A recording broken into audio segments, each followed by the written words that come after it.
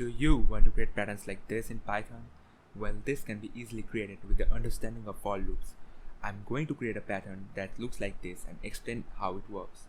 All you need for this video is to understand the basics of for loops in Python, and that's it.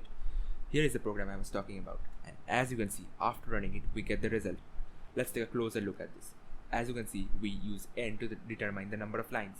Keep in mind that n is also used to determine the width also. With n as 5, the width is 5 and the length is also 5. With n as 10, the width is 10 and the length is 10. Now it's quite obvious that I am using asterisks for the pattern. Now onto the main part, and understanding this is crucial for loops. We are using two loops. The main one is using the value of I and the other one is using the value of j. Both the loops run in range, that is from the value 1 to the final value. Now keep in mind we have used n plus 1 as we know that Python doesn't actually run till the last number but the number before.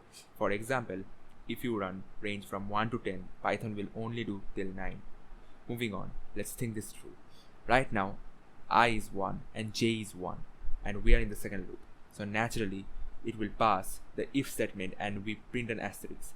Now remember, j will occur till n plus 1 before I becomes 2. So a set of asterisks will keep printing till the end of the loop, and as we write n equals basically none, it all occurs in a line and nothing in between. So this is what happened for the first time and the last line. Now what happens in between?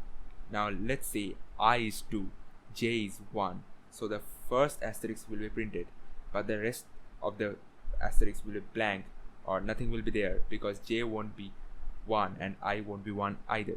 Now the last asterisk will be printed as j is equal to n. Now we understand the for loops, but the final thing is the print statement. Now you know that print statement with the brackets will create a new line, and without it, it would look something like this.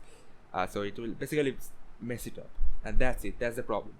I think this problem is a great introduction to nested for loops.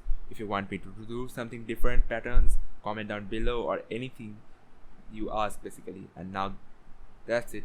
See you guys next time.